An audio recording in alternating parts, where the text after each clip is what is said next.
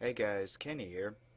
I want to talk uh, about my experiences that I had with the Transformers franchise. Oh man, this really it takes me back. I remember watching the original Generation 1 Transformers cartoon back in the early to mid 1980s. And that was the cartoon that made me really want to get into doing video and movie production. That cartoon, that was what inspired me. Yeah, I wanted to do this kind of work at a very early age. I was 2.5 or 3 years old when once I started deciding to do that. I think I remember thinking, I want to learn how they do that. That's what I was thinking. I didn't really know what how much work went into it. All I was thinking was, I want to do that. I want to experience how to do that. And I was also playing with a lot of the old toys back then. And I was living in Oklahoma City when I was experiencing this. I remember playing with one particular toy quite a bit, Shockwave. God, I wish I could find a toy of him again. But that was really fun. He was a pretty big gun, I remember that. And and through the years until I, re- I remember I remembered the the good values and good things that cartoon taught me. And that was letting that get into me, and that was what made me the person I am today, a good-hearted person.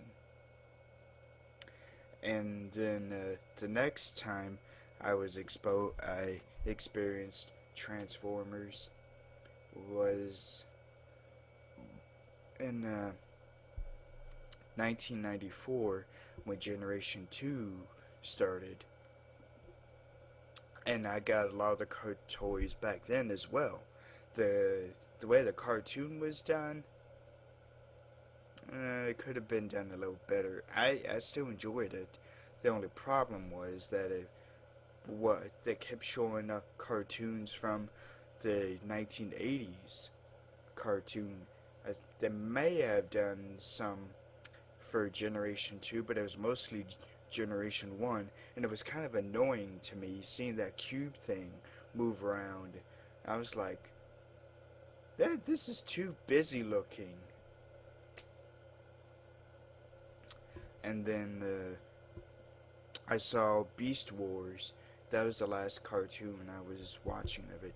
Never collected the toys of that, but that was the last cartoon I've watched of Transformers. And took it took me a little while, but I got into it. I remember watching it some, not very much, but some. And then 2007, when the first live action Transformers movie was coming, or was out,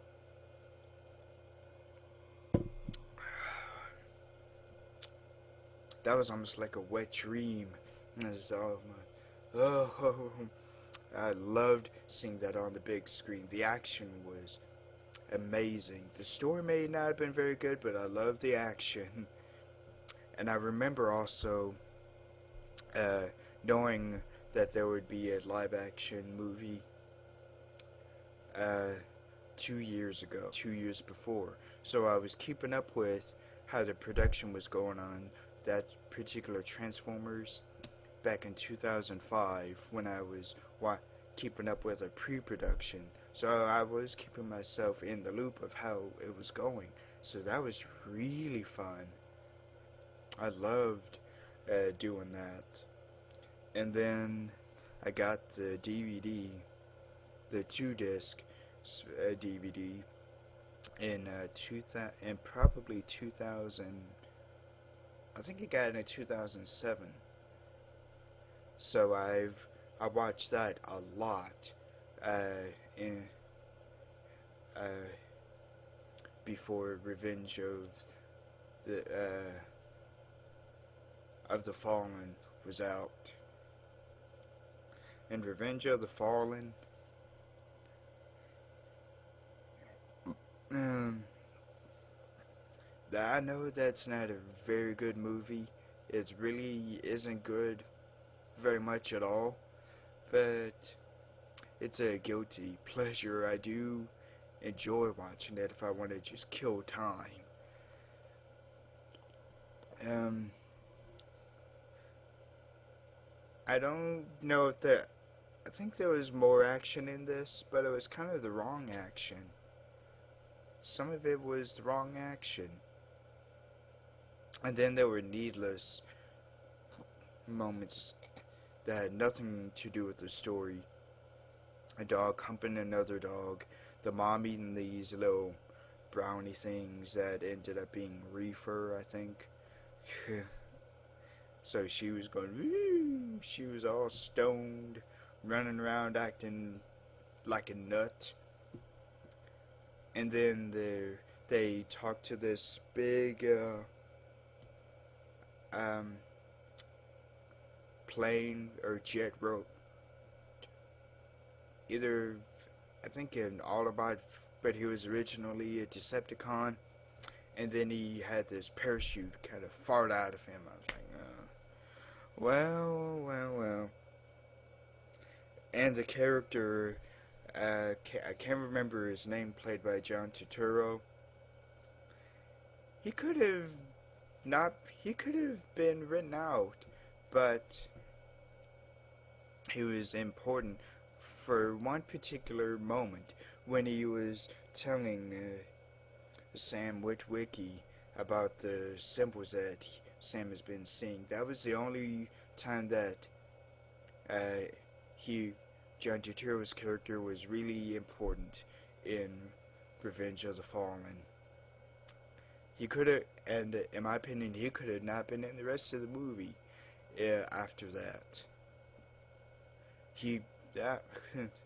And then that character that played Sam Witwicky's roommate, he wasn't needed. He could have been written out or not used, not put in at all. And then there was that female robot, Decepticon, that made herself look human. And then she revealed herself as being one of the Decepticons when she was kind of trying to kiss and lay on. She was on top of Sam. She could have got taken out completely. There was no reason she needed to be in it. And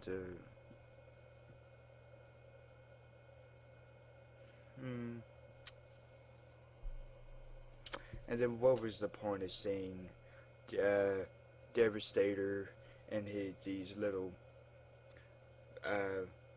wrecking balls under him?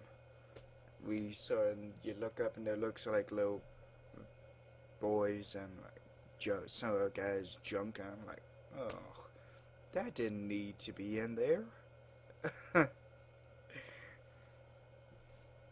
And now with the twins, and they were okay. They didn't need to be in the movie as much as they were. They were funny. They could just maybe 2 or 3 scenes of them, that would have been enough. But I see why so many people hate them. And so Transformers, that is one of my all-time favorite franchises. And I love talking about Transformers, I really do. So stay cool and roll out to the movies. Bye.